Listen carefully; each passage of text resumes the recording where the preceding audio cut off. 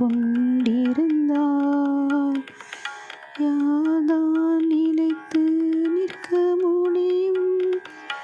நீரோ மன்னிப்பு அளிப்பவர், மனிதரும் உமக்கு அஞ்சி நடப்பர்.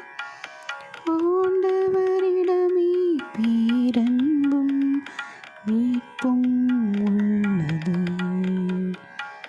ஆண்டவரிடமே பேரன்பும் மீட்பும் உள்ளது. ஆண்டவருக்காக ஆவலுடன் நான் காத்திருக்கின்றேன். என் நெஞ்சம் காத்திருக்கின்றது. அவரது சொற்களுக்காக ஆவலுடன் காத்திருக்கின்றேன்.